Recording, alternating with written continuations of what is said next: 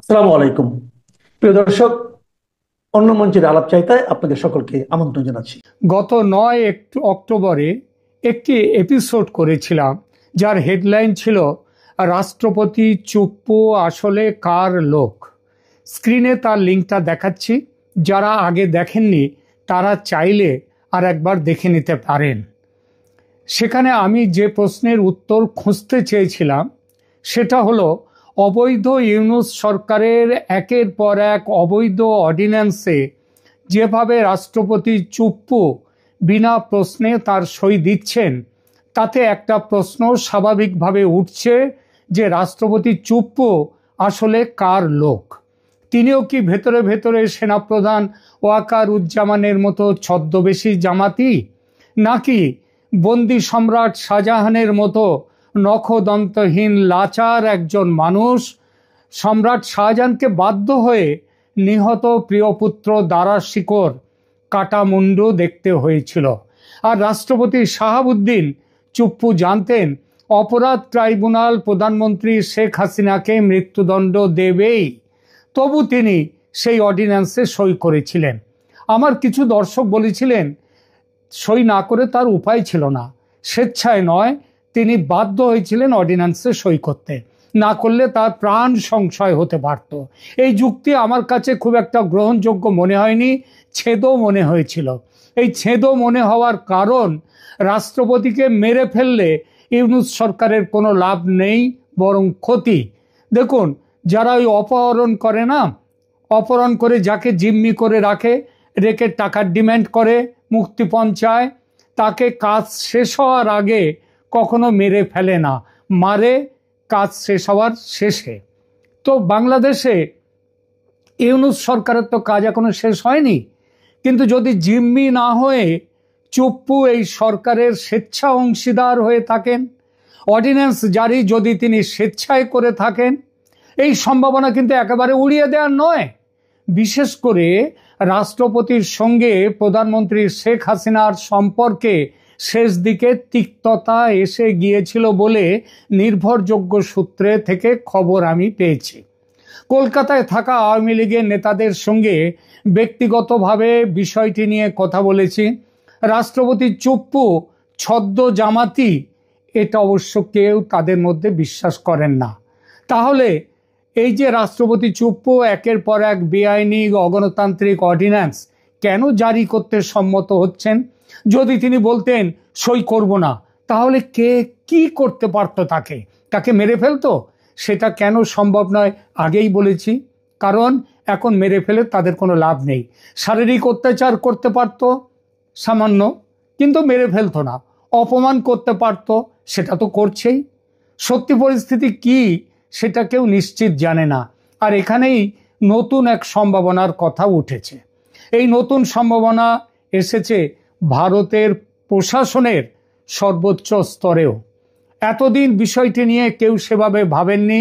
ভাবনাটা এসেছে অতি সম্প্রতি শেখ হাসিনার ফাঁসির আদেশের পর। এই সন্দেহের জন্ম হয়েছে যে রাষ্ট্রপতি শাহাবুদ্দিন চুপ্পু কি আদৌ বেশ কিছু অর্ডিন্যান্স, বিশেষ করে আন্তর্জাতিক অপরাধ ট্রাইব্যুনালের সংশোধনী অর্ডিন্যান্সে তিনি নিজে সই দিয়েছেন, নাকি তার সই জাল করে কিংবা তার সই ছাড়াই তার নামে জালিয়াতি করে এই অর্ডিন্যান্স গেজেটে প্রকাশিত হয়েছে। দেখুন, বাংলাদেশ সংবিধানের 93 অনুচ্ছেদ অনুযায়ী জাতীয় সংসদের অধিবেশন না থাকলে এবং জরুরি পরিস্থিতিতে রাষ্ট্রপতি অর্ডিন্যান্স জারি করতে পারেন, কিন্তু সেটা অধিবেশন না থাকলে, যখন সংসদই নেই, তখন রাষ্ট্রপতি কোনো অর্ডিন্যান্স জারি করার কোনো ক্ষমতা নেই। তবে অর্ডিন্যান্সে যখনই করুন না কেন, অর্ডিন্যান্সের নিয়ম হচ্ছে অর্ডিন্যান্সে রাষ্ট্রপতির স্বাক্ষর বা সরকারি সিল সেখানে থাকতেই হবে, এবং এটি মূলত কার্যনির্বাহী ক্ষমতার, মানে প্রধানমন্ত্রীর বা প্রধান উপদেষ্টার ক্ষমতার অংশ হলেও এটির বৈধতা নির্ভর করে রাষ্ট্রপতির অনুমোদনের উপর। তাহলে এই জালিয়াতির প্রসঙ্গটা কিভাবে এলো? বিভিন্ন সূত্র থেকে রিপোর্ট এসেছে ভারত সরকারের কাছে যে বেশ কিছু অর্ডিন্যান্সে রাষ্ট্রপতির স্বাক্ষর ছিল না, বা সেগুলোর স্বাক্ষর জালিয়াতি করে যুক্ত করা হয়েছে, করে গেজেট প্রকাশিত হয়েছে। সন্দেহ হওয়ার আরও যুক্তিগ্রাহ্য কারণ রয়েছে। প্রথমত, দেশে আগেই যেটা বলেছি, যখন সংসদ ভেঙে দেয়া হয়েছে, সংসদ বলে কিছু নেই, এই পরিস্থিতিতে রাষ্ট্রপতি কোনো অর্ডিন্যান্স জারি করতে পারেন না, কারণ জারি হওয়া অর্ডিন্যান্স সংসদে পাশ করাতে হয়, যেটা এখন সম্ভব নয়। দ্বিতীয়ত, ৭১-এর যুদ্ধ অপরাধীদের বিচারের জন্য গঠিত ট্রাইব্যুনালকে যেভাবে সংশোধন করা হয়েছে, সেটা আন্তর্জাতিক ট্রাইব্যুনাল কানুনের বিরোধী। তৃতীয়ত, ইউনূস সরকারের ট্র্যাক রেকর্ড, জালিয়াতির ট্র্যাক রেকর্ড। আপনাদের হয়তো মনে আছে, সেই ৫ আগস্টে প্রধানমন্ত্রী হাসিনা তার পদ ত্যাগ করে দেশ ছেড়ে চলে গেছেন বলা হলো, এবং সেটা বলার পরে জানা গেল সেই হিসেবে সুপ্রিম কোর্টের কনস্টিটিউশন বেঞ্চের পরামর্শের ভিত্তিতে নতুন সরকার শপথ নিল। পরে জানা গেল প্রধানমন্ত্রী শেখ হাসিনা পদত্যাগ করেননি, এবং তিনি যা দেশ ছেড়ে চলে গেছেন কিন্তু পদত্যাগ করেননি। আরও জানা গেল সুপ্রিম কোর্টের পরামর্শ, সেটা সুপ্রিম কোর্টের কনস্টিটিউশনাল বেঞ্চের কোনো বৈঠকই বসেনি, অর্থাৎ পরামর্শ বলে যেটাকে সুপ্রিম কোর্ট থেকে নিয়ে আসা হয়েছে সেটা আর এক জালিয়াতি। অর্থাৎ এই সরকারের তৈরি হয়েছে, ক্ষমতায় বসেছে জালিয়াতি করে। আর এই কারণেই প্রশ্ন উঠেছে, বাংলাদেশে অন্তর্বর্তী সরকারের জারি করা বিভিন্ন অর্ডিন্যান্সে রাষ্ট্রপতি সই করেননি, বা তার সই জাল করা হয়েছে কি? এই সরকারের পিছনের শক্তি, মানে জামাতি শক্তি, ওই আল কায়দা শক্তি, আইএসের শক্তি, এরা যেভাবে শেখ হাসিনা পদত্যাগ না করলেও তার পদত্যাগের মিথ্যা খবর প্রচার করে এবং সুপ্রিম কোর্টের জাল পরামর্শ যেভাবে জোগাড় করে সরকার শপথ নিয়েছিল, সেই একই পদ্ধতিতে জালিয়াতির মাধ্যমে ট্রাইব্যুনালের সংশোধনী অর্ডিন্যান্স জারি হয়ে থাকলে খুব কি অবাক হওয়ার মতো কথা? আদৌ অবাক হওয়ার মতো কথা নয়। নিঃসন্দেহে এই সম্ভাবনাটি গুরুতর ধরনের রাষ্ট্রীয় জালিয়াতি এটা, এবং সেটা হচ্ছে বাংলাদেশের বর্তমান যে রাজনৈতিক পরিস্থিতি এবং যারা এই রাজনীতির এখন ক্ষমতায় আছেন তাদের কাছে এটা খুবই স্বাভাবিক ব্যাপার। এই ব্যাপারে আজ এই মুহূর্তে কোনো প্রমাণ পাওয়া অসম্ভব, কারণ শান্তির নোবেলজয়ী ইউনূস আইন কানুনকে মেঘনা যমুনার জলে ভাসিয়ে তার রাজত্ব চালাচ্ছেন। প্রমাণ লোপাট, তবে ভবিষ্যতে এর প্রমাণ পাওয়া যাবেই, যদি না বড় প্রমাণটিকে, অর্থাৎ রাষ্ট্রপতি শাহাবুদ্দিন চুপ্পুকে এই সরকার বিদায় নেয়ার আগে চিরকালের মতো চুপ যদি না করিয়ে দেয়, তাহলে প্রমাণ এক সময় আসবেই, আসতে বাধ্য। নয়াদিল্লির নির্ভরযোগ্য সূত্র থেকে জানা যাচ্ছে, শেখ হাসিনার পদত্যাগপত্র, সুপ্রিম কোর্টের পরামর্শ জালিয়াতি করে এই সরকারের ক্ষমতা দখলের সঙ্গে এবার অর্ডিন্যান্স জালিয়াতির বিষয়টি যোগ করে বড়সড় একটি ডসিয়ার আমেরিকার হাতে তুলে দিয়েছে ভারত সরকার। আর এর পরিণামে নোবেলজয়ী ডক্টর মোহাম্মদ ইউনূসের এই ৮৬ না ৮৭ বছর বয়স, তার এই বয়সের যে প্রতিষ্ঠা তিনি অর্জন করেছেন পৃথিবীব্যাপী, সেই প্রতিষ্ঠা তাসের ঘরের মতো ভেঙে পড়তে বাধ্য। শুধু তাই নয়, বেঁচে থাকলে আগামী দিনগুলো তাকে যে ভয়ঙ্কর জালিয়াতির দায়েও অন্ধ কারাগারে কাটাতে হবে সেটাও নিশ্চিত। এই জন্যেই বাংলায় একটা প্রবাদ আছে, অতিবার বেড়ো না, ঝড়ে ভেঙে পড়বে, কারণ ক্রাইম ডাজ নট পে, পাপ বাপকেও ছাড়ে না। ইউনূস এবং তার সঙ্গীরা কথাটা মনে রাখবেন। শুরুতেই আমি বিএনপি নেত্রী খালেদা জিয়ার দ্রুত সুস্থতা কামনা করছি। তিনি এবং আওয়ামী লীগ নেত্রী শেখ হাসিনা দুজনেই প্রায় একই সঙ্গে জলে কাদায় মাঠে ঘাটে ঘুরে রাজনীতি শুরু করেছেন এবং নানান উত্থান পতনের মধ্যে দিয়ে তাদের জীবন গেছে। যেমন খালেদা জিয়া, তেমনি তার মানে সমসাময়িক রাজনীতিবিদ শেখ হাসিনা। দুজনেই অত্যন্ত লড়াকু, প্রতিভাবান এবং বাগ্মিতা আছে দুজনের, এটা স্বীকার করতেই হবে। তো ঈশ্বরের কাছে প্রার্থনা করি তিনি দ্রুত সুস্থ হয়ে যান, স্বাভাবিক জীবনে ফিরে আসুন এবং আবার রাজনৈতিক কর্মকাণ্ড তিনি শুরু করে দিন। আমাদের ভারতবর্ষের প্রধানমন্ত্রী তিনিও উদ্বেগ প্রকাশ করে তার সুস্থতা কামনা করে তিনি একটি বার্তা পাঠিয়েছেন। বার্তায় তিনি বলেছেন যে রাজনীতিতে বাংলাদেশের রাজনীতিতে খালেদা জিয়ার অবদান অনস্বীকার্য, তার অনেক অবদান রয়েছে বাংলাদেশ গঠনের পেছনে। এখন দরকার হলে ভারত সমস্ত রকম সাহায্য করতে প্রস্তুত। যেটা বলা হয়নি, যেটা পরে বলা হচ্ছে যে দরকার হলে এয়ার অ্যাম্বুলেন্স পাঠিয়ে তাকে দিল্লিতে এনে all India institute of medical সায়েন্সে ভর্তি করে তার সুচিকিৎসার ব্যবস্থা করতেও ভারতের কোনো আপত্তি নেই, যেটা প্রধানমন্ত্রী ওখানে উল্লেখ করেননি। তো সেটাতে বিএনপি খুব উচ্ছ্বসিত। কিন্তু বিএনপি উচ্ছ্বসিত হলে কি হবে, আমাদের ডক্টর ইউনূস তিনি আবার দেখে দিয়েছেন ভারতবর্ষ হচ্ছে বাংলাদেশের চিরশত্রু। তার আগে তো উনি দেখেছিলেন কি বিডিআর হত্যার পেছনে ভারতের হাত রয়েছে।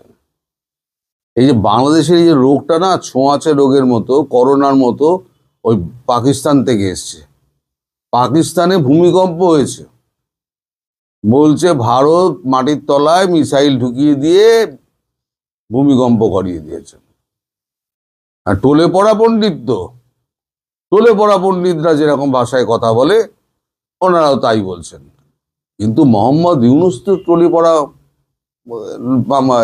মানুষ নন।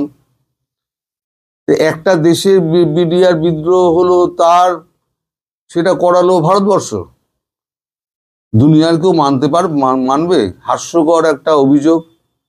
উনি যা যা করেন পৃথিবী এখন হাসে। একটা সময় ছিল যখন এই মোহাম্মদ ইউনূসকে একটা ইউনিভার্সিটি ডেকে পাঠানোর জন্য চিঠির পর চিঠি দিত। তারা মনে করত ডক্টর ইউনূস যদি তাদের ইউনিভার্সিটিতে এসে একটা লেকচার দেন তারা ধন্য হয়ে যাবেন। এখন তারা দেশে ঢুকলে তারা দেখাও করতে আসেন না। নিজেকে এই পর্যায়ে উনি নামিয়ে এনেছেন। তো এটা কার জন্য হয়েছে? এটা ভারতবর্ষ করেছে? এটা তো ভারতবর্ষ করেনি। নাকি বলবেন এবার যে আমার এই সিদ্ধান্তের পেছনে ভারতবর্ষ দায়ী? এটাও বলে দিতে পারেন কোনদিন, যেমন পাকিস্তানিরা বলে। পাকিস্তানের সমস্ত পেছনে রা কে হাত দেখে, রা বলে না, রা। ইন্ডিয়া বলবে না, ইন্ডিয়া। রা কি সাজিশ হয়। এখন বাংলাদেশও তাই হয়েছে। যা কিছু হোক, কোনো গন্ডগোল হোক, কোনো ব্যক্তিকে মামলা দিয়ে তোলা হোক, আর রয়ের লোক বলে দেখে দাও, আর রয়ের প্ল্যানের অংশ হিসেবে বাংলাদেশে এটা হয়েছে, এটা দেখে দাও। এটা একটা অভ্যেসে পরিণত হয়ে গেছে। আপনাদের দেশ আপনারা চালান, ভারতবর্ষ নাকও গলাতে যাবে না, আর ভারতবর্ষ ছাড়া আপনাদের চলবেও না। এটাও মনে মনে জেনে নিন এবং স্বীকার করে নিন। যাই হোক, যে বৈঠকের কথা আমি বলছিলাম, সেই বৈঠকটা কালকে তো 6টার সময় তো বৈঠকটা হয়েছে। তো বৈঠকে ডক্টর ইউনূস কিছু সুচিন্তিত মতামত ব্যক্ত করেছেন। মতামত মানে তার বার্তা হচ্ছে মানে একই সঙ্গে সেই বৈঠকে ক্যাবিনেট টেকনিক সেখানে আলোচনা হয় বিশেষ বৈঠকের পাশাপাশি, সাধারণত হয় না। মানে এতটাই জরুরি যে ক্যাবিনেট টেকনিক এবং আপনাদের বিশেষ বৈঠক, বিশেষ পরিস্থিতিতে বিশেষ বৈঠক, তিনটে নিয়েই আলোচনা হয়। সেখানে উনি বেগম জিয়ার সুস্থতা কামনা করেন, বলেন আমাদের অন্যদিকে ভাবার কিছু নেই। মানে চারিদিক পারিপার্শ্বিক পরিবেশে যা ঘটছে তাতে উনি বলছেন আমাদের অন্যদিকে কোনো ভাবার কিছু নেই, সব ঠিকঠাক আছে। আর আর বিএনপির নাম না উল্লেখ করে তিনি বলেন কোনো রাজনৈতিক দলের হাতে দেশ তুলে দেব না। এখন রাজনৈতিক দল তার হাতে দেশ তুলে দেওয়ার কি আছে? মানুষ যাকে ভোট দেবে সেই হচ্ছে নেতা। আওয়ামী লীগকে ভোট দিলে আওয়ামী লীগের দল নেতা মন্ত্রী বনবে, বিএনপিকে দিলে বিএনপির বনবে, জামাতকে দিলে জামাতকে বলবে। আপনার যে শীর্ষ বিশ্ব কচি সংসদ রয়েছে, এনসিপির কচিকাচা আছে, সে এনসিপির কচিকা যদি পেছনে যদি বাংলাদেশের জনগণ দাঁড়ায়, যদি দাঁড়ায়, দাঁড়াবে না আমি জানি, যদি দাঁড়ায় তাদের মনের মতো কিছু একটা হলো যে অনেক খেটেছে তাই একটু পেছনে দাঁড়ানো দরকার, তাহলে তারাও নেতা হতে পারে, তারাও মন্ত্রী হতে পারে। সুতরাং কোনো রাজনৈতিক দলের হাতে দেশকে তুলে দেবো এগিয়ে মোয়া নাকি যে আপনি এর থেকে নিয়ে দেশটাকে ওর হাতে তুলে দিলেন? এই সমস্ত ভাঁড় বুকে যান আজকাল। আমাকে তো লোকে বলে আমি গাঁজা টাজা খাই। আমার তো এখন মনে হচ্ছে এই ডক্টর ইউনূস বোধহয় ওই গঞ্জিকা সেবন টেবন হয়তো করেন, গঞ্জিকা সেবন টেবন করে উনি এই সমস্ত উল্টোপাল্টা বলেন যে এই বিডিআর বিদ্রোহের পেছনে ভারত রয়েছে। আর কোন দিন বলবেন এই আমাদের এখানে যে ভূমিকম্প হচ্ছে, জলোচ্ছ্বাস হচ্ছে, ঝড় হচ্ছে, জল হচ্ছে, এর পেছনেও ভারতের চক্রান্ত রয়েছে। কোন দিন বলবেন আমার জন্মটা ভারতের চক্রান্তে আমার জন্ম হয়েছে, বলে দিতে পারে। কোনো কিছু অসম্ভব নেই। উনি বলে দিলেন ভারতের চক্রান্তে আমার জন্ম হয়েছে, এটা উনি বলতে পারেন। তবে আমরা জানি যে উনি সেটা বলবেন না। এবার ওনার অবস্থা তো খুব ঢিলে। এখন ঢিলে অবস্থায় এখন আবার লোকজন চাই। যে ছাত্রদের উনি ছেড়ে দিয়েছিলেন একদম আগা গোড়া। Yusuf Siddiqui made communication with Mr. Salahuddin, Foreign Secretary, one of Prime Minister Sheikh Hasina, and she instigated, she provoked, she poked to make allotment to her mother, sister, and brother. How did she make these messages? How did she communicate? They were present there and they heard. There were face-to-face meetings. Are you saying there were face-to-face meetings, or are you saying there were WhatsApp messages? No, we have not yet been. And when were these messages sent? Which months and years? But it has been heard. But Usman Goni and Uttaf Hussain, who were very close to Mr. Salahuddin Ahmed. বঙ্গবন্ধুর নাতনি tulip Siddique MP যুক্তরাজ্যের রাজনীতিতে পরিচিত নামই কেবল নন, অনেকে মনে করছিলেন যে লেবার পার্টির রাজনীতিতে তিনি অনেক দূরে যাবেন, এমনকি প্রধানমন্ত্রী পর্যন্ত হওয়ার যোগ্য ছিলেন তিনি। সেটি হলে তিনি হতে পারতেন প্রথম বাংলাদেশি বংশোদ্ভূত ব্রিটিশ প্রধানমন্ত্রী। কিন্তু দুর্ভাগ্যজনকভাবে বাংলাদেশে তার জন্ম এবং এমন এক পরিবারে তার জন্ম যে পরিবার তথা তার নানা বঙ্গবন্ধু শেখ মুজিবুর রহমানকে যারা মেরে ফেলেছে, বাংলাদেশের স্বাধীনতা বিরোধীরা তার জীবদ্দশায় যেমন তার বিরোধিতা করেছে, তেমনি তার মৃত্যুর পর তার পরিবারের সদস্যদের ক্রমাগত আক্রমণ করে যাচ্ছে। আর সে কারণেই তাকে বাংলাদেশের অবৈধ ইউনূস সরকারের অবৈধ আদালত এমন এক হাস্যকর দোষে 2 বছরের কারাদণ্ড দিয়েছে।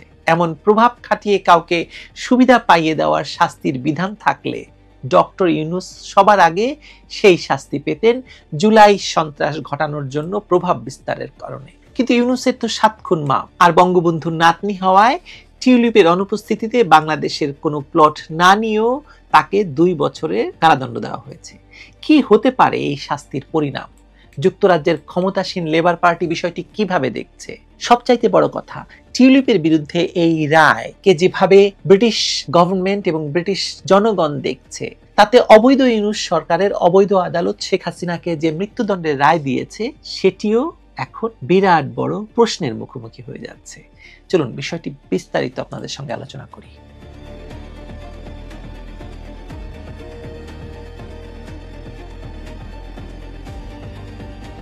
বিদেশে কোনো বাংলাদেশি বংশোদ্ভূত কেউ কিছু অর্জন করলে তাতে গোটা বাংলাদেশ খুশি হয়, গর্বিত হয়, যেমনটি বাংলাদেশ হয়েছিল ডক্টর মোহাম্মদ ইউনূসের নোবেল পুরস্কার অর্জনের পর।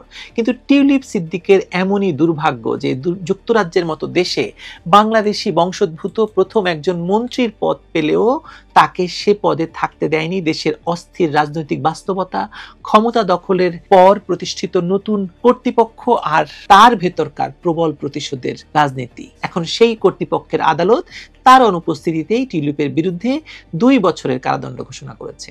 যে অভিযোগে তাকে সাজা দেওয়া হয়েছে মায়ের উপকারে তার খালা প্রধানমন্ত্রী শেখ হাসিনার উপর প্রভাব বিস্তার করা। এরকম হাস্যকর অভিযোগকে সত্যি মনে করবে এমন শত্রুও হয়তো তার খুঁজে পাওয়া যাবে না। শেখ হাসিনাকে যারা চেনেন তাকে প্রভাব বিস্তারের জন্য তারই বোনের মেয়েকে তার উপর প্রভাব খাটানোর জন্য যুক্তরাজ্যের এমপি হতে হবে? ভাবা যায়? এরকম প্রভাব তার উপর খাটানো গেলে তো আমরা এতদিন সেন্ট মার্টিন, তেল গ্যাস বন্দর সবই কারো না কারো প্রভাব বিস্তারের কারণে হারাতাম, তাই না?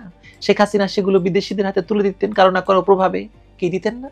কই, সেটা তো পারা যায় নাই। প্লটের ক্ষেত্রে পারা গেল, আর এত বড় তেল গ্যাস বন্দর সেন্ট মার্টিন প্রভাব খাটিয়ে কিছু করা গেল না। হাস্যকর তো বটেই। আমি আবারও ব্রিটিশ সাংবাদিক ডেভিড বার্গম্যানের একটি স্ট্যাটাস থেকে ধার করে আপনাদের সঙ্গে কিছু তথ্য শেয়ার করব।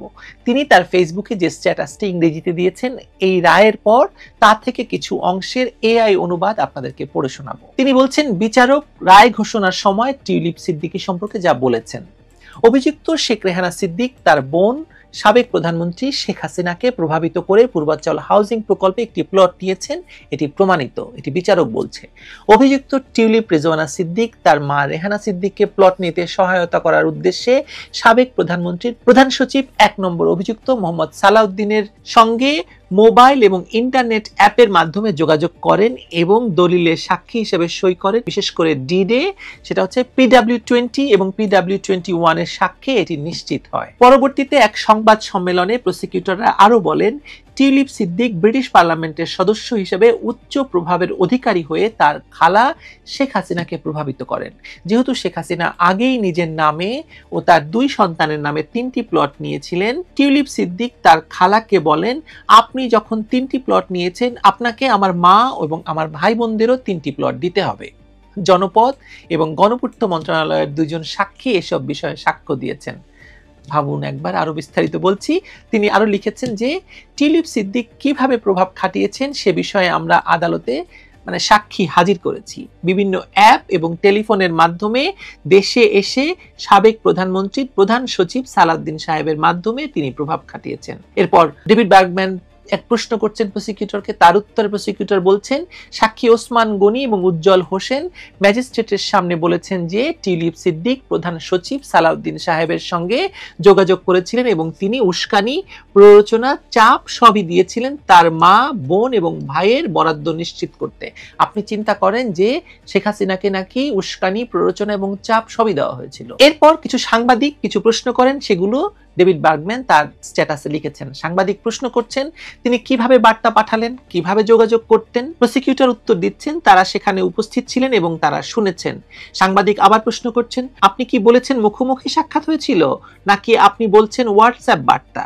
প্রসিকিউটর উত্তর দিচ্ছেন টেলিফোন অথবা অন্য কোনো অ্যাপ। তারা বলেছেন যে তারা টিউলিপ সিদ্দিকীর সঙ্গে যোগাযোগ করেছেন। সাংবাদিক আবার প্রশ্ন করছেন, তাহলে কি আপনারা হোয়াটসঅ্যাপ বার্তার স্ক্রিনশট পেয়েছেন? প্রসিকিউটর বলছে, না, আমরা এখনো পাইনি। সাংবাদিক বলছে, আর এসব বার্তা কখন পাঠানো হয়, কোন মাসে, কোন বছর? প্রসিকিউটর তখন আমতা আমতা করে বলছেন, তবে এটি শোনা গেছে ওসমান গনি এবং উজ্জ্বল হোসেনের কাছ থেকে, যারা সালাউদ্দিন আহমেদের খুব ঘনিষ্ঠ ছিলেন। আর সালাউদ্দিন আহমেদ ছিলেন টিউলিপ সিদ্দিকী, শেখ রেহানা, শেখ হাসিনা এবং অন্যদের খুব ঘনিষ্ঠ। স্পষ্ট যে টিউলিপ সিদ্দিকের বিরুদ্ধে কি প্রমাণ উপস্থাপন করা হয়েছিল তা বুঝতে হলে ওই 2 সাক্ষীর পূর্ণ বিবৃতি দেখা প্রয়োজন। ইঙ্গিতটি হলো, সাক্ষীরা দাবি করেছেন যে তারা উপস্থিত ছিলেন যখন সিদ্দিক ভূমি বরাদ্দ বিষয়ে হাসিনার প্রাইভেট সেক্রেটারি সালাউদ্দিনের সঙ্গে কথা বলছিলেন। তবে প্রসিকিউটররা বলছেন যে তাদের কাছে এমন কোনো হোয়াটসঅ্যাপ বার্তার স্ক্রিনশট নেই।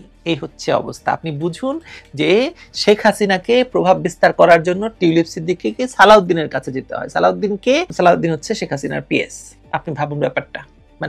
টিউলিপ সিদ্দিকী ঘরের মধ্যে শেখ হাসিনাকে পান না, যুক্তরাজ্যে আসলে পান না, কোথাও পান না, কিন্তু সালাউদ্দিনকে ধরে তার বোনের জন্য এই প্লট নিতে হয়। যাই হোক, এই রায় এসেছে এমন এক সময় যখন বাংলাদেশের ক্ষমতা বদলের পর রাজনৈতিক প্রতিহিংসা, বিচারিক প্রক্রিয়ার স্বচ্ছতা, আইনজীবীহীন বিচার, গৃহবন্দী আইনজীবী এসব নিয়ে আন্তর্জাতিক অঙ্গনে প্রশ্নের পর প্রশ্ন উঠছে।